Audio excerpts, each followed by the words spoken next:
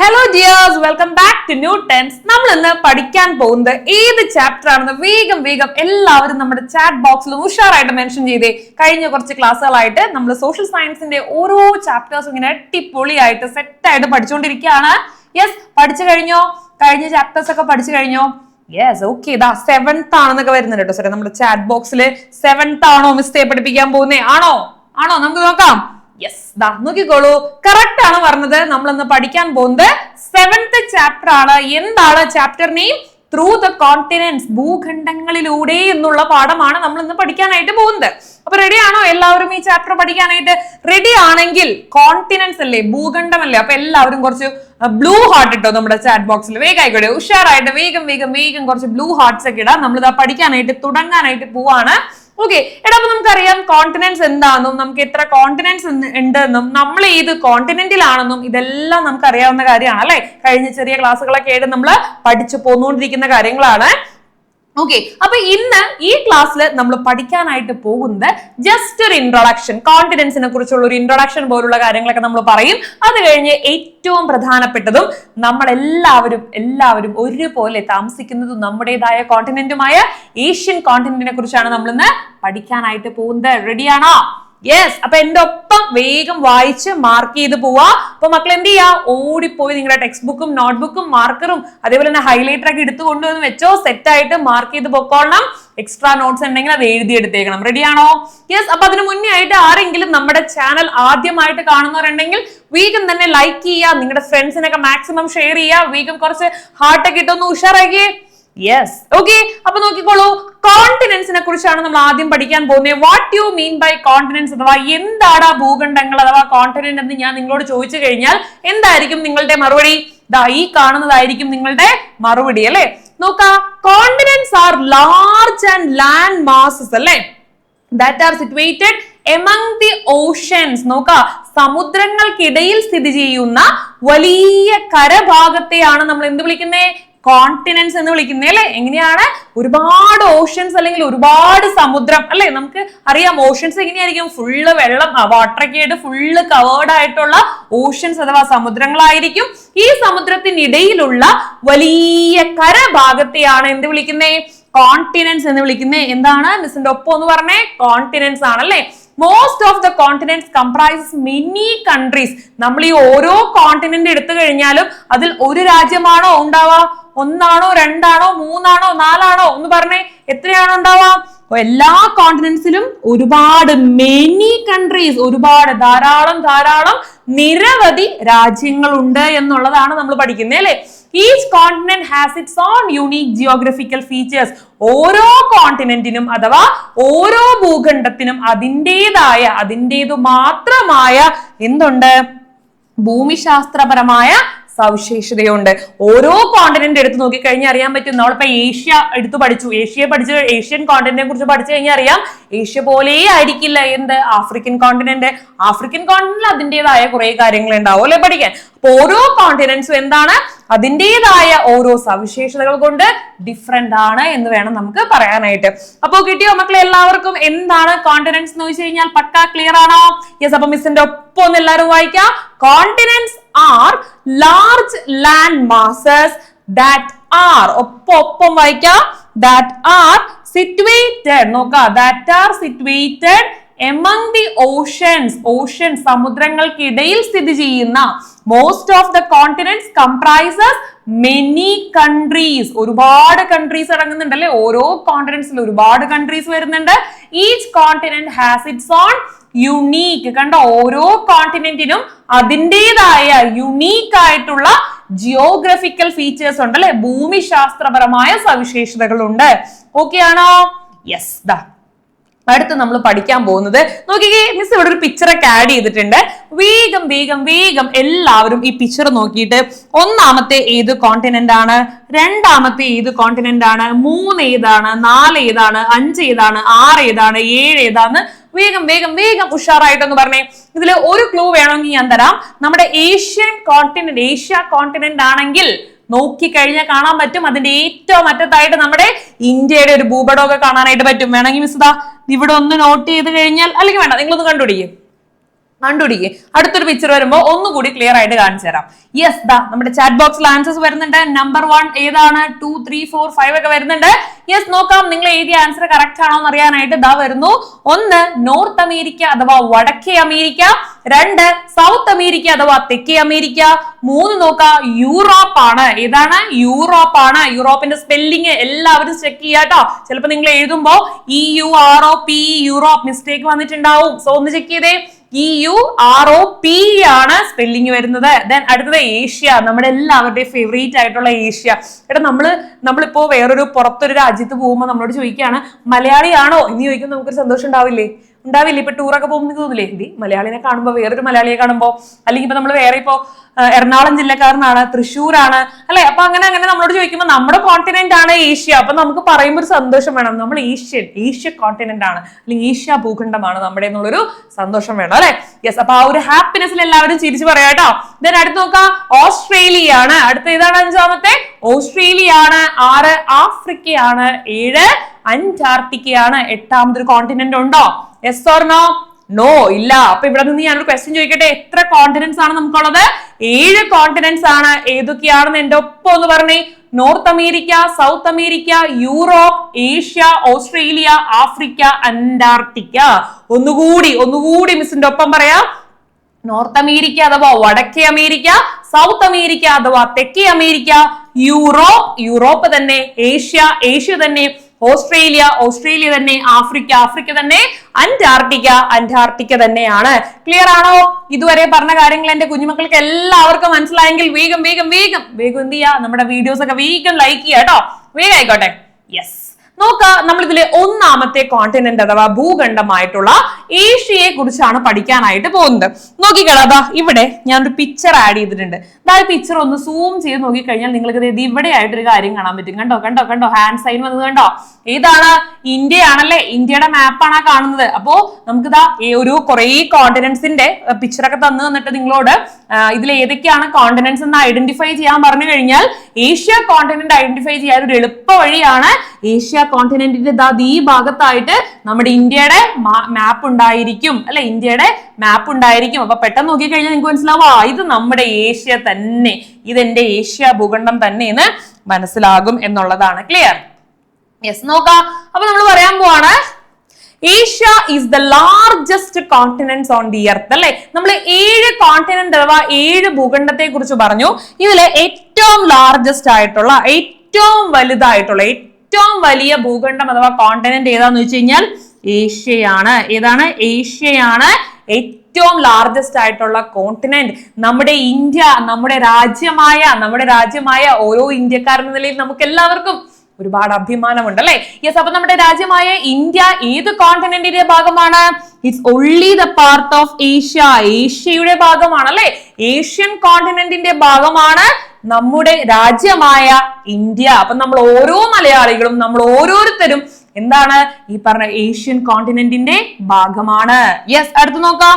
Asia comprises almost 1/3 of the land area of the earth അല്ലെ. നമ്മുടെ ഭൂമിയിലെ മൊത്തത്തിൽ 3 നമ്മൾ പഠിച്ചിട്ടുണ്ട്. 1/3 ഫ്രാക്ഷൻ ഒക്കെ പഠിച്ചവരാണ് നിങ്ങൾ അല്ലെ. അശ്വതി മിസ്സും അതേപോലെ തന്നെ രേഷ്മ മിസ് ഒക്കെ സെറ്റ് ആയിട്ട് ഫ്രാക്ഷൻ ഒക്കെ ഇങ്ങനെ പഠിപ്പിച്ചുകൊണ്ടിരിക്കുകയാണ്, വരും പുറകെ ക്ലാസ്സുകളൊക്കെ. അപ്പൊ നോക്കാം, നമ്മുടെ ആകെയുള്ള ഭൂമിയിലെ 1/3 അതായത് 1/3 ഒരു ഭാഗം ഏതാണ്? നമ്മുടെ മാത്രം ഏഷ്യൻ കോണ്ടിനെന്റ് ആണ് കേട്ടോ. അപ്പൊ വളരെ വലിയൊരു കോണ്ടിനെന്റ് ആണ്. അതിന്റെ അർത്ഥം എന്താണ്? അത്രത്തോളം വലിയൊരു കോണ്ടിനെന്റ് ആണ് നമ്മുടെ ഏഷ്യ എന്നുള്ളതാണ്. Okay, yes. അപ്പൊ ഒന്ന് ഒപ്പം പറഞ്ഞ മിസ്സിന്റെ ഒപ്പം എന്തെല്ലാം കാര്യങ്ങളാണ് ഇപ്പൊ നമ്മൾ ഏഷ്യയെ കുറിച്ച് പറഞ്ഞത്? Asia is the largest continent. ഏഷ്യയാണ് ഏറ്റവും വലിയ കോണ്ടിനെന്റ്. നമ്മുടെ ഇന്ത്യ ഏഷ്യയുടെ ഒരു ഭാഗമാണ്. ആകെ ഭൂമിയുടെ 1/3 1/3 of the land area of the earth is ഏഷ്യയാണെന്നുള്ള കാര്യവും കൂടിയാണ് നമ്മൾ പറഞ്ഞത്. ക്ലിയർ ആണോടാ പറഞ്ഞ കാര്യം? യെസ്. ദെൻ അടുത്ത കാര്യത്തിലേക്ക് ഞാൻ പോവാണ്. Observe and find out the borders of Asia and complete the table അല്ലെ. നോക്കിക്കേ, ഇവിടെ 2 പിക്ചറൊക്കെ മിസ് ആഡ് ചെയ്തിട്ടുണ്ട്. ഇവിടെ നിങ്ങളോട് ഏഷ്യ ഒന്ന് നന്നായിട്ട് നോക്കാൻ പറയുന്നുണ്ട് കേട്ടോ. കണ്ണൊക്കെ മീഴിച്ച് എല്ലാവരും ഒന്ന് തുറപ്പിച്ചൊക്കെ നോക്കിയതാ. പിക്ചറിൽ കണ്ടോ ഏഷ്യ? ഇവിടെ കിടക്കുന്നുണ്ട് കേട്ടോ നമ്മുടെ ഏഷ്യ. ഇതിന് ചുറ്റുമുള്ള സമുദ്രങ്ങളെ ഐഡന്റിഫൈ ചെയ്യാനാണ് നിങ്ങളോട് പറഞ്ഞിരിക്കുന്നത്, അല്ലെങ്കിൽ അതിന്റെ ബോർഡേഴ്സ് ഐഡന്റിഫൈ ചെയ്യുക, അതിന്റെ അതിരുകൾ അല്ലെങ്കിൽ അതിർത്തിയിൽ ആരൊക്കെയാന്നുള്ളത്. ഇപ്പൊ ഞാൻ നിങ്ങളോട് ചോദിക്കണം, മക്കളെ നിങ്ങളുടെ വീടിന്റെ റൈറ്റ് സൈഡിൽ ആരാടാ, അല്ലെങ്കിൽ സൗത്തിൽ ആരാടാ, നോർത്തിൽ ആരാടാ, ഈസ്റ്റിൽ ആരാടാ എന്നൊക്കെ ചോദിച്ചു കഴിഞ്ഞാൽ നിങ്ങൾ ഈസി ആയിട്ട് പറയും സൗത്തിൽ ഇന്ന ചേട്ടനാണ്, നോർത്തിൽ ഇന്ന ആന്റിയാണ്, ഫ്രണ്ടിൽ എന്റെ കൂട്ടുകാരനാണ്, ബാക്കിൽ ഇന്ന ആളാണെന്നൊക്കെ പറയും അല്ലെ.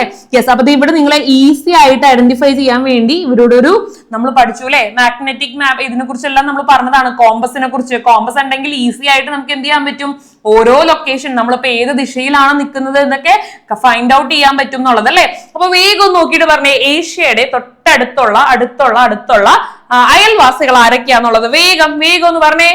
യെസ്, ദാ നോക്കിക്കോളൂ, ഓൾറെഡി മിസ് ഇവിടെ എഴുതി വെച്ചിട്ടുണ്ട്. നിങ്ങൾ എഴുതിയ ആൻസർ കറക്റ്റ് ആണോ നോക്കിക്കേ. പസഫിക് ഓഷൻ ഉണ്ട്, യൂറോപ്പ് ഉണ്ട്, ഇന്ത്യൻ ഓഷൻ ഉണ്ട്, ആർട്ടിക് ഓഷൻ ഉണ്ട്. ഇവരെല്ലാവരും നമ്മുടെ നൈബേഴ്സ് ആണ് കേട്ടോ, ഇവരെല്ലാവരും നമ്മുടെ നൈബേഴ്സ് ആണ്. ഓക്കെ, ഇനി മക്കളെ നമ്മളിപ്പോ ഏഷ്യയെ കുറിച്ച് ഒരുവിധപ്പെട്ട പ്രധാനപ്പെട്ട കാര്യങ്ങളൊക്കെ പറഞ്ഞു. ലാർജസ്റ്റ് കോണ്ടിനെന്റ് ആണ് നമ്മുടെ ഇന്ത്യ, അതിന്റെ ഒരു ഭാഗമാണ്. 1/3 ഭാഗം എന്താണ്, ഏഷ്യ തന്നെയാണ് ഭൂമിയുടെ എന്നുള്ള കാര്യങ്ങളൊക്കെ നമ്മൾ പറഞ്ഞു അല്ലെ. യെസ്, ഇനി നോക്കിക്കേടാ, ഡൈവേഴ്സ് ലാൻഡ് ഫോംസിനെ കുറിച്ചാണ് നമുക്ക് പഠിക്കാനുള്ളത്. പല പല പല വൈവിധ്യമാർന്ന ഭൂപ്രകൃതി, ഏഷ്യയുടെ പ്രകൃതി അല്ലെങ്കിൽ ഏഷ്യയിലെ ഭൂപ്രകൃതി ലാൻഡ് ഫോംസ് എന്തൊക്കെയാന്നുള്ളത് നമുക്കറിയാം. നമ്മുടെ ഏഷ്യ കാണാൻ വളരെ മനോഹരമാണ് അല്ലെ, നല്ല അടിപൊളിയായിട്ടുള്ള ഇങ്ങനെയാണ്, ധാരാളം മൗണ്ടെയിൻസ് ഉണ്ട് അല്ലെ, ഒരുപാട് പർവ്വതങ്ങളുണ്ട്, പ്ലേറ്റ്യൂസ് ഉണ്ട്, പീഠഭൂമികളുണ്ട്, പ്ലെയിൻസ് ഉണ്ട് അല്ലെ, സമതലങ്ങളുണ്ട്, ഡെസേർട്സ് മരുഭൂമികളുണ്ട്, അതേപോലെ തന്നെ റിവർ വാലീസ് അഥവാ നദീതടങ്ങളുണ്ട് അല്ലെ. ഇങ്ങനെ എല്ലാം കൂടി വരുന്നതാണ് നമ്മുടെ ഇത് ഏഷ്യൻ എന്ന് പറയുന്ന കോണ്ടിനെന്റ് അഥവാ ഭൂഖണ്ഡത്തിന്റെ ലാൻഡ് ഫോംസ് കേട്ടോ. അപ്പൊ നമ്മളൊരു പർട്ടിക്കുലർ അല്ലെങ്കിൽ ഒരേ ഒരു ലാൻഡ് ഫോം മാത്രമല്ല, ഭൂപ്രകൃതി മാത്രമല്ല നമുക്കുള്ളത്, ഒരുപാട് ഭൂപ്രകൃതി ഉണ്ട്. ഏതൊക്കെയാണ്? Mountains, plateau, plains, deserts, river valleys, അങ്ങനെ ധാരാളം എന്തുണ്ട്, ലാൻഡ് ഫോംസ് അഥവാ ഭൂപ്രകൃതികളുണ്ട്. അപ്പൊ മിസ്സിന്റെ ഒപ്പം എണ്ണി ഒന്ന് പറഞ്ഞോ. മൗണ്ടെയിൻസ് അഥവാ പർവ്വതങ്ങൾ, പ്ലേറ്റ്യൂസ് അഥവാ പീഠഭൂമികൾ, പ്ലെയിൻസ് അഥവാ സമതലങ്ങൾ, ഡെസേർട്സ് അഥവാ മരുഭൂമികൾ, 5 റിവർ വാലീസ് അഥവാ നദീതടങ്ങൾ. കണ്ടോ, അങ്ങനെ 5 എണ്ണമാണ് നമുക്ക് പഠിക്കാനുള്ളത് കേട്ടോ. 5 വൈവിധ്യമാർന്ന ഭൂപ്രകൃതിയെ കുറിച്ച് അല്ലെങ്കിൽ ലാൻഡ് ഫോംസിനെ കുറിച്ചാണ് നമുക്ക് പറയാനുള്ളത്. കിട്ടിയോ? ഇനി എല്ലാവരും ഒരു നമ്മളൊരു ഗെയിം കളിക്കാൻ പോവാണ്. കണ്ണടച്ചോ, കണ്ണൊന്നും തുറന്നു പിടിക്കരുത്. കണ്ണടച്ചിട്ട് വേഗം എന്ന് പറഞ്ഞ എന്തൊക്കെയാണ്? Mountains, plateaus, plains, deserts, river valleys, ഇതെല്ലാം എല്ലാവരുടെയും മനസ്സിലൂടെ വന്നോ? യെസ്, കളത്തരൊന്നുമില്ല കേട്ടോ, ഒള്ളി ജെനുവിൻ. യെസ്, വന്നു എന്നൊക്കെ പറയുന്നുണ്ട്. നോക്കാം നമുക്ക്. ദെൻ അടുത്ത് നോക്കിക്കടാ, മൗണ്ടെയിൻ റേഞ്ചസ് അഥവാ പർവ്വത നിരകളാണ് നമുക്കിനി പഠിക്കാനുള്ളത്. എന്താണ്? മൗണ്ടെയിൻ റേഞ്ചസ് അഥവാ പർവ്വത നിരകൾ. നോക്കാം, ദ ഹിമാലയാസ് നമുക്കറിയാലേ, ഹിമാലയൻ പർവ്വതങ്ങളെ കുറിച്ചെല്ലാം നമ്മൾ കേൾക്കുന്നതാണ്. നമ്മൾ ഓരോരുത്തരും ആഗ്രഹിക്കുന്നതാണ് ഹിമാലയത്തിലേക്ക് ഒരു ബൈക്ക് റൈഡ് അല്ലേ, ആഗ്രഹിക്കുന്നില്ലേ? യെസ്, ഇപ്പൊ കുറച്ചു പേരൊക്കെ ആലോചിക്കുന്നുണ്ട്. യെസ്, ഒരു ബുള്ളറ്റ് മിസ്സേ, അതിന്റെ ഫ്രണ്ടിൽ ഞാൻ ഇങ്ങനെ ഓടിച്ച് ഹിമാലയം വരെ പോകുന്നു അല്ലെ. കുറച്ചു പേർക്ക് ചിരിയൊക്കെ വരുന്നുണ്ട്. കാണാട്ടോ, ഇവിടെ നിന്നാലും നോമ്പിന് അതെല്ലാം കാണാം. ഓക്കെ, അപ്പൊ നോക്കാം, ഈ ഹിമാലയൻ മൗണ്ടെയിൻസ് എന്ന് പറയുന്നത്, ഹിമാലയൻ പർവ്വതങ്ങളെല്ലാം എവിടെയാണ്? നമ്മുടെ ഏഷ്യയിലാണ്, നമ്മുടെ ഏഷ്യൻ കോണ്ടിനെന്റിലാണ് അല്ലെങ്കിൽ ഏഷ്യൻ ഭൂഖണ്ഡത്തിലാണ് ഈ ഹിമാലയൻ പർവ്വതങ്ങളെല്ലാം സ്ഥിതി ചെയ്യുന്നത്. അതേപോലെ തന്നെ ഇൻക്ലൂഡിംഗ് ദ മൗണ്ട് എവറസ്റ്റ്. നോക്കിക്കേടാ, ഇതിൽ ഏറ്റവും പ്രധാനപ്പെട്ടതാണ് മൗണ്ട് എവറസ്റ്റ് എന്ന് പറയുന്നത്. അപ്പൊ നിങ്ങൾ കരുതും എന്താണ് ഈ മൗണ്ട് എവറസ്റ്റിന്റെ പ്രത്യേകത? യെസ്, ദാ ചാറ്റ് ബോക്സിലൊക്കെ വരുന്നുണ്ട് അല്ലെ. ലോകത്തിലെ ഏറ്റവും ഉയരം കൂടിയ ദ വേൾഡ്സ് ഹൈയസ്റ്റ് കൊടുമുടി, ഏറ്റവും ഉയരം കൂടിയ വേൾഡ്സ് ഹൈയസ്റ്റ് പീക്ക് ആയിട്ടുള്ള മൗണ്ട് എവറസ്റ്റ് സ്ഥിതി ചെയ്യുന്നത് എവിടെയാണ്? നമ്മുടെ ഹിമാലയത്തിലാണ് അല്ലെ. എവിടെയാണ്? ഹിമാലയത്തിലാണ്. ഈ മൗണ്ട് എവറസ്റ്റ് ഉൾപ്പെടെ എവിടെയാണ്? ഏത് ഭൂഖണ്ഡത്തിലാണ്? നമ്മുടെ ഏഷ്യൻ ഭൂഖണ്ഡത്തിലാണ് എന്നുള്ളതാണ് നമുക്ക് പഠിക്കാനായിട്ടുള്ളത്. ഇതിനടുത്ത് നോക്കാം, പ്ലേറ്റ്യൂസ്, പീഠഭൂമികൾ. ഏതൊക്കെയാണ് പ്രധാനപ്പെട്ട plateaus? Tibetan plateau is the highest and largest plateau in the world അല്ലെ. ലോകത്തിലെ തന്നെ ഏറ്റവും ഉയരമുള്ളതും നോക്കാം, ഹൈയസ്റ്റ് ആണ്, ഉയരമുള്ളതാണ്.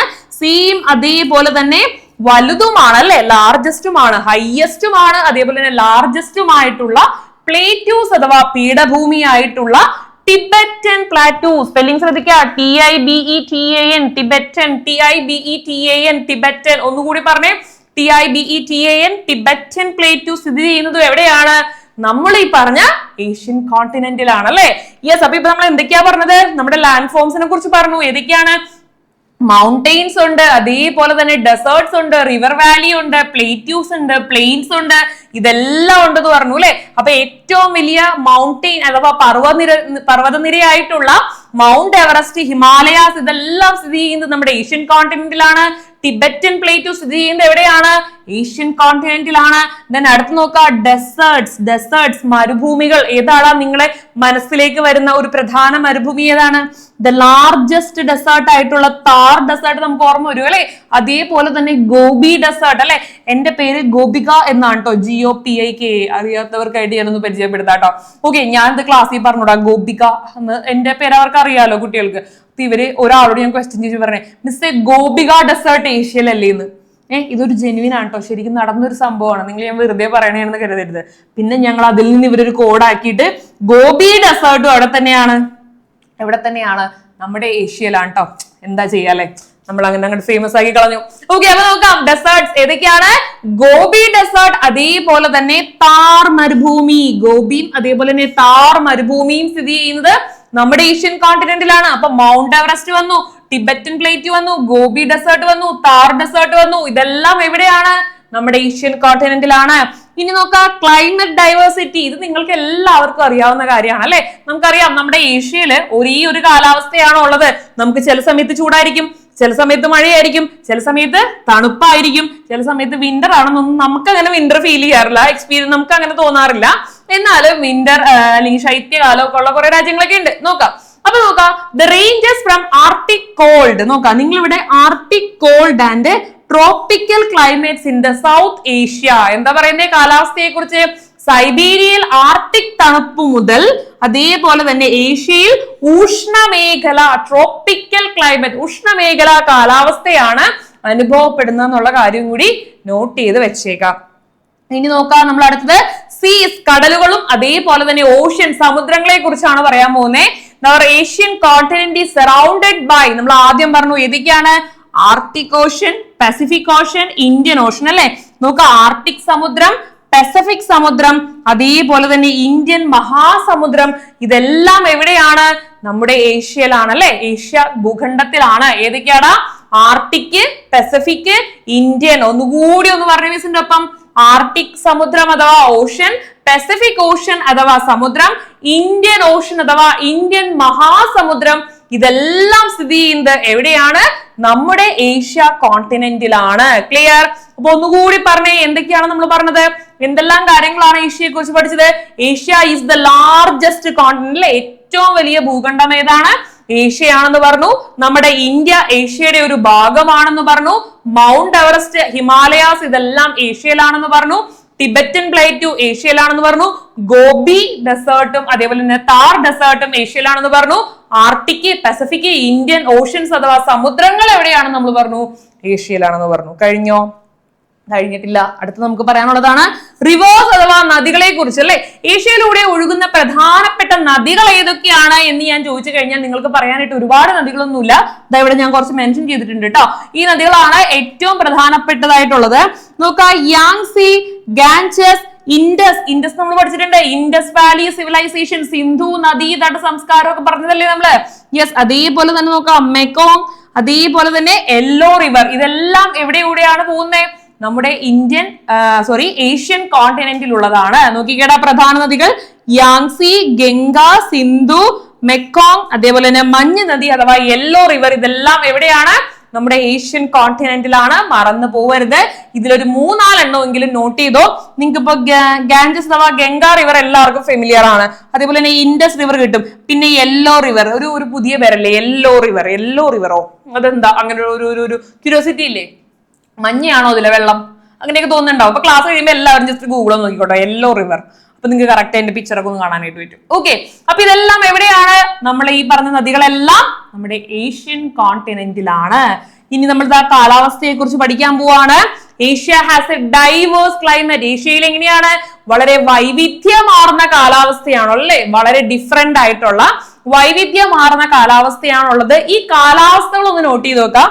വെരി കോൾഡ്, വളരെ തണുപ്പ് നമുക്ക് അനുഭവപ്പെടാറുണ്ട്. ഡിസംബർ മാസമൊക്കെ ആയി കഴിഞ്ഞാൽ നമ്മളുടെ ക്രിസ്മസിൽ അങ്ങനെ ലയിച്ച് ന്യൂ ഇയറിലേക്ക് എത്തുമ്പോൾ നമ്മളിങ്ങനെ തണുത്ത് വിറച്ച് അല്ലെ, ഇടുക്കി മൂന്നാറൊക്കെ നമ്മൾ കൂടുതൽ ട്രിപ്പൊക്കെ പോകുന്ന ടൈം എപ്പോഴാണ്? ഡിസംബർ ഒക്കെ പോകും. കാരണം എന്താ? തണുപ്പൊക്കെ എക്സ്പീരിയൻസ് ചെയ്യാൻ വേണ്ടിയിട്ട് അല്ലെ. അതേപോലെ തന്നെ നമുക്കൊരു മോഡറേറ്റ് ക്ലൈമറ്റ്, അതായത് മിത ശീതോഷ്ണ കാലാവസ്ഥ അനുഭവപ്പെടാറുണ്ട്. ഹോട്ട്, ചൂടില്ലേ? നമുക്ക് ചൂട് അനുഭവപ്പെടുന്നില്ലേ? യെസ്, ചൂടുണ്ട്. അതേപോലെ തന്നെ ഹ്യൂമിഡ്, അതേപോലെ തന്നെ റെയിൻ, ഇതെല്ലാം നമുക്ക് എവിടെ അനുഭവപ്പെടുന്നുണ്ട്? ഏഷ്യയിൽ അനുഭവപ്പെടുന്ന കാലാവസ്ഥകളാണ് അല്ലെ. അപ്പൊ ഏതൊക്കെയാണ് മിസ്സിന്റെ ഒപ്പം എന്ന് പറഞ്ഞേ? വെരി കോൾഡ്, വളരെ തണുപ്പുണ്ട്. മോഡറേറ്റ് ക്ലൈമറ്റ്, ഒരു മിതശീതോഷ്ണ കാലാവസ്ഥയുണ്ട്. ഹോട്ട് ഉണ്ട്, ഹ്യൂമിഡ് ഉണ്ട്, റെയിൻ ഉണ്ട്. ചൂട്, ഈർപ്പം, മഴ തുടങ്ങിയ എല്ലാ കാലാവസ്ഥകളും. നമുക്ക് ഒരു കാലാവസ്ഥ മാത്രമല്ല ഉള്ളത്, നമുക്ക് ഒരുപാട് കാലാവസ്ഥകളുള്ള, പല പല കാലാവസ്ഥകളുള്ള ഒരു കോണ്ടിനെന്റ് ആണ് നമ്മുടെ അല്ലെ. ഇതൊന്നും കൂടാതെ നല്ല ചൂടും വരാറുണ്ട്. അതേപോലെ തന്നെ ഡ്രൈയും, വരൾച്ച, നമുക്ക് അങ്ങനെ വരൾച്ചയൊന്നും അനുഭവപ്പെടാറില്ല. എന്നാലും ചില ഭാഗങ്ങളിലോട്ട്, നോർത്തിലോട്ടൊക്കെ പോയി കഴിഞ്ഞാൽ ചില ഭാഗങ്ങളിലൊക്കെ ആയിട്ട് എങ്ങനെയാണ് ചൂട് കൂടി കഴിയുമ്പോൾ വരൾച്ച അനുഭവപ്പെടാറുണ്ട് അല്ലെ. യെസ്, അപ്പൊ നോക്കട്ടെ, നമുക്ക് എത്രയാണ് ഹയസ്റ്റ് ഡിഗ്രി ടെമ്പറേച്ചർ ഒക്കെ വന്നിട്ടുള്ളതെന്ന് അറിയോ? എത്രയാണെന്നുള്ളത് നമുക്കൊരു 36 പിടിക്കാം, 36 to 40 പിടിക്കാം അല്ലെ. പാലക്കാടൊക്കെ എത്രയാണ് വന്ന ഹയസ്റ്റ് ടെമ്പറേച്ചർ എന്നൊക്കെ ജസ്റ്റ് ഒന്ന് ഗൂഗിൾ ചെയ്ത് നോക്കാം കേട്ടോ. ഓക്കെ, അപ്പൊ നമുക്ക് ഏതൊക്കെയാണ് ഡിഫറെന്റ് കാലാവസ്ഥ അഥവാ ക്ലൈമറ്റ് ഏതൊക്കെയാന്ന് നോക്കി. വെരി കോൾഡ് ഉണ്ട്, മോഡറേറ്റ് ക്ലൈമറ്റ് ഉണ്ട്, ഹോട്ട് ചൂട്, അതേപോലെ തന്നെ ഹ്യൂമിഡ്, റെയിൻ മഴ, അതേപോലെ തന്നെ ഡ്രൈ, ഹോട്ട്, ഇതെല്ലാം എന്താണ്? നമ്മുടെ കാലാവസ്ഥകളാണ് അല്ലെ, ഡിഫറെന്റ് ക്ലൈമറ്റ്സ് ആണ്. ഇനി നോക്കിക്കേ, ഞാൻ ഇവിടെ ഒരു 3 പിക്ചർ നിങ്ങളെ കാണിക്കാനായിട്ട് ആഡ് ചെയ്ത് വെച്ചിട്ടുണ്ട്. ഇതാ നോക്കിക്കോളൂ. ഇതാ ഒന്നാമത്തെ പിക്ചർ കണ്ടോ? ഒരു ഡെസേർട്ട് ആണല്ലേ. കണ്ടോ? ഡെസേർട്ട് ആണല്ലേ. ഡെസേർട്ടിൽ പോയിട്ടുള്ള എത്ര പേരുണ്ട്? എത്ര പേര് ഡെസേർട്ട് നേരിട്ട് പോയി വിസിറ്റ് ചെയ്തവരുണ്ട്? ഡെസേർട്ട് സഫാരി ഒക്കെ ചെയ്തിട്ടുള്ളവര് വേഗം വേഗം വേഗം കുറച്ച് ക്യാമൽസിനെയൊക്കെ നമ്മുടെ ചാറ്റ് ബോക്സിൽ ഇട്ടേ. അപ്പൊ നമുക്ക് മനസ്സിലാവും ഇവര് ഡെസേർട്ട് ഒക്കെ കണ്ടിട്ടുള്ളവരാട്ടോ എന്നുള്ളത്. നോക്കാം, Arabian desert, the region that experience extreme heat. എന്താണ്? അത്യുഷ്ണം അനുഭവപ്പെടുന്ന ഒരു പ്രദേശമാണ് ഈ പറഞ്ഞ അറേബ്യൻ ഡെസേർട്ട്. ഈ അറേബ്യൻ ഡെസേർട്ട് എവിടെയാണെന്നാ പറയുന്നത്? നമ്മുടെ ഏഷ്യയിലാണ് ഈ അറേബ്യൻ ഡെസേർട്ട്. കണ്ടോ? ഇവിടെ എങ്ങനെയാണ്? The region that experience extreme heat അല്ലെ, അത്യുഷ്ണമായ അല്ലെങ്കിൽ അത്ര എക്സ്ട്രീം ആയിട്ടുള്ള ചൂടാണ് ഈ ഒരു ഡെസേർട്ടിൽ നമുക്ക് അനുഭവപ്പെടുന്നത് അല്ലെ. നമുക്ക് കേരളത്തിൽ തന്നെ ചൂടായിട്ട് പിടിച്ചു നിൽക്കാൻ പറ്റില്ല. എന്താ അല്ലെ. അടുത്ത് നോക്കിക്കേടാ, സൈബീരിയ. എന്താണ്? The region that experience extreme called. നോക്ക, അതിശൈത്യം, നോക്ക, അത്ര കൊടിയ അല്ലെങ്കിൽ കൊടും തണുപ്പ് അനുഭവപ്പെടുന്ന ഒരു പ്രദേശമാണ് സൈബീരിയ. കണ്ടോ? സൈബീരിയയിലെ ആൾക്കാരൊക്കെ നന്നായിട്ട് കണ്ടോ? മൂടിപ്പോച്ച് ഫുള്ള് കവർ ചെയ്ത് കുട്ടികളൊക്കെ നിൽക്കുന്നേ. യെസ്, സന്തോഷമായില്ലേ കണ്ടിട്ട്? അപ്പൊ ഇതൊക്കെ കാണുമ്പോൾ നിങ്ങൾക്ക് ചിലപ്പോൾ തോന്നും, നമ്മൾ ഈ സോഷ്യൽ സയൻസ് പഠിക്കുമ്പോൾ ഒരു ഗുണം എന്താന്ന് പറഞ്ഞു കഴിഞ്ഞാൽ നമുക്കിങ്ങനെ ഓരോ പ്ലേസസ് കാണുമ്പോൾ അറേബ്യൻ ഡെസേർട്ട് ഒന്ന് വിസിറ്റ് ചെയ്യണം, അടുത്ത ദിവസം ആവട്ടെ. അതേപോലെ തന്നെ സൈബീരിയ, അവിടെ ഒന്ന് പോകണം, തണുപ്പാണെന്നാണല്ലോ പറഞ്ഞത്, ഒന്ന് പോയി എക്സ്പീരിയൻസ് ചെയ്യുക അല്ലെ. എന്നാൽ മൂന്നാമതായിട്ട് നിങ്ങൾ പോകാൻ ആഗ്രഹിക്കുന്ന ഒരു സ്പെഷ്യൽ പ്ലേസ് ആണ് ഞാൻ പറഞ്ഞുതരാൻ പോലും. നോക്കിക്കേ, മൗസിൻഡ്രം. എന്താണ് മൗസിൻഡ്രം? ലോകത്തിലെ ഏറ്റവും കൂടുതൽ മഴ ലഭിക്കുന്ന പ്രദേശമാണ് കേട്ടോ. The region with the highest rainfall in the world. ലോകത്തിലെ തന്നെ ഏറ്റവും അധികം മഴ ലഭിക്കുന്ന ഒരു പ്രദേശം. കണ്ടോ?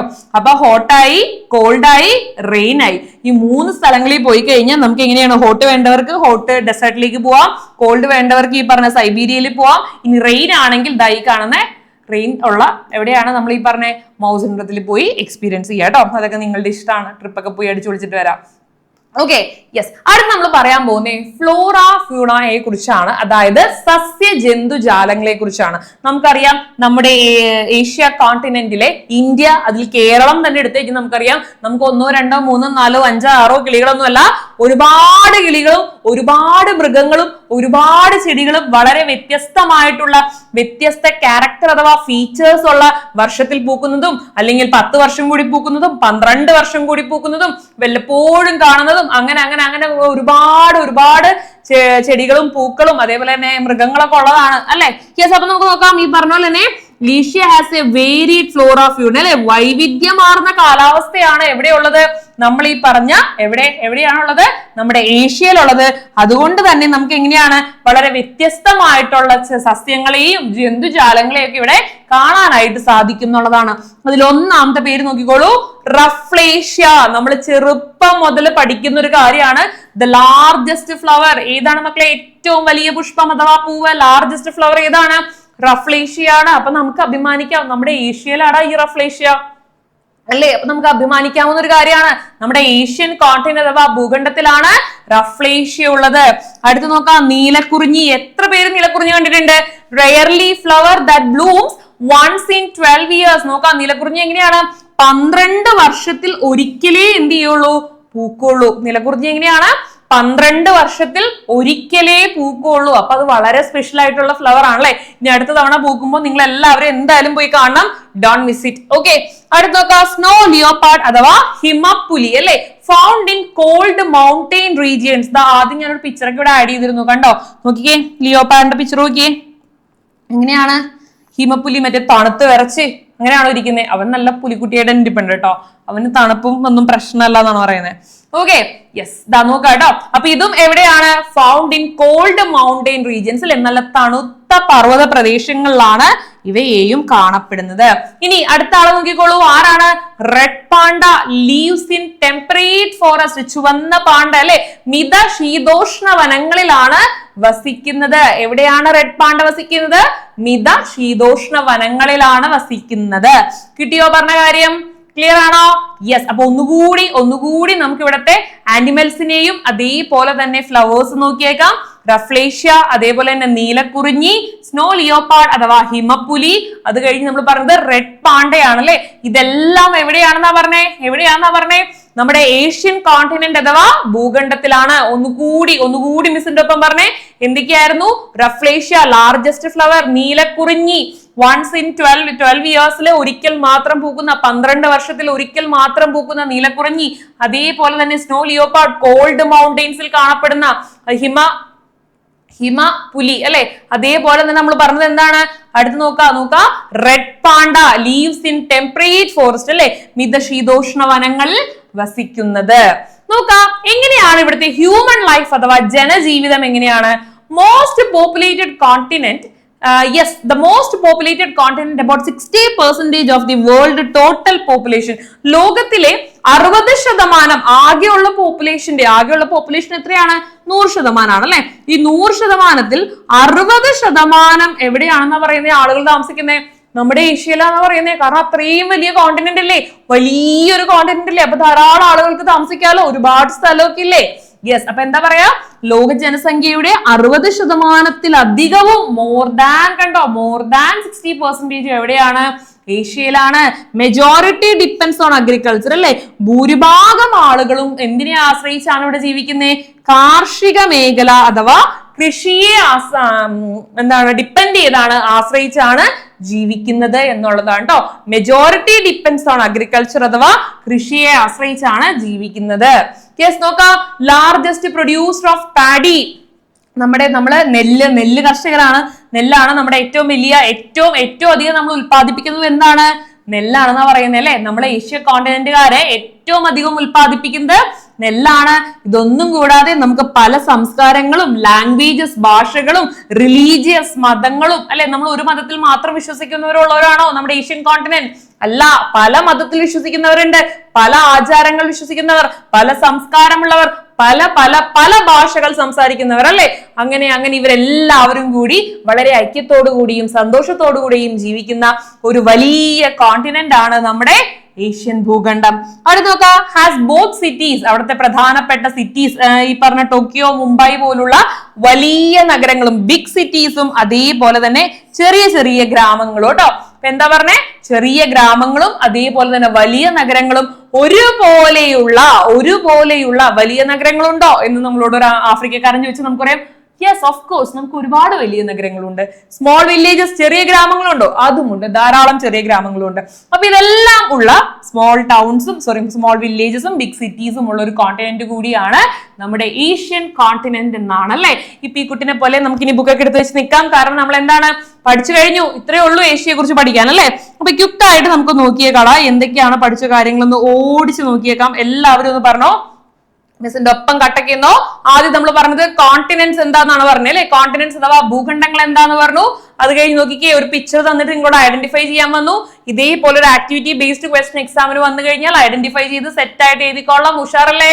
യെസ്. ദെൻ അടുത്ത് നോക്കാം, ഏഷ്യയെ കുറിച്ചാണ് പറഞ്ഞത്. Largest continent, part of India, 1/3 of the land area. Then അടുത്ത് നമ്മൾ പറഞ്ഞത് പ്രധാനപ്പെട്ട നൈബേഴ്സ് ആരൊക്കെയാന്ന് പറഞ്ഞു. ജിയോഗ്രഫിക്കൽ ഫീച്ചേഴ്സിൽ മൗണ്ടെയിൻസ് ഉണ്ട്, പ്ലേറ്റ്യൂസ് ഉണ്ട്, പീഠഭൂമികളുണ്ട്, പ്ലെയിൻസ് ഉണ്ട്, ഡെസേർട്സ് ഉണ്ട്, റിവർ വാലീസ് ഉണ്ട്. അടുത്തത് മൗണ്ടെയിൻ റേഞ്ചസ്, ഹിമാലയ, ടിബറ്റൻ. അടുത്തത് ഡെസേർട്ടിലേക്ക് പോകുമ്പോൾ ഗോബി ഡെസേർട്ടും താർ ഡെസേർട്ടും. അതേപോലെ ക്ലൈമറ്റ് നമ്മൾ ഒരുപാട് ക്ലൈമറ്റ് പറഞ്ഞു അല്ലെ. ഹോട്ട് ഉണ്ട്, റെയിൻ ഉണ്ട്, അതേപോലെ തന്നെ ഡ്രൈ ഉണ്ട്, ഹ്യൂമിഡ് ഉണ്ട്, അങ്ങനെ പല ക്ലൈമറ്റ്സ് ഉണ്ട്. Pacific Ocean, Arctic Ocean, Indian Ocean.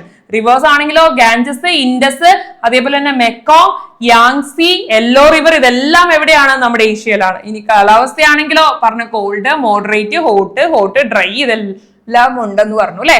Then നമ്മൾ നേരെ സസ്യജന്തുജാലങ്ങൾ ഏതൊക്കെയാണെന്നാ പറഞ്ഞ റഫ്ലേഷ്യ, നീലക്കുറിഞ്ഞി, സ്നോ ലിയോപാർഡ്, റെഡ് പാണ്ട. അത് കഴിഞ്ഞ് നേരെ പോയത് ഹ്യൂമൻ ലൈഫ്. എല്ലാ ആളുകളും, ഏറ്റവും അധികം ആളുകൾ താമസിക്കുന്ന ഭൂഖണ്ഡം ഏതാണ്? നമ്മുടെ ഏഷ്യൻ കോണ്ടിനെന്റ് ആണ്. അവരുടെ ഓക്യുപ്പേഷൻ എന്തിനെയാണ് അവർ ആശ്രയിക്കുന്നത്? കൃഷിയെയാണ്, കാർഷിക മേഖലയാണ്.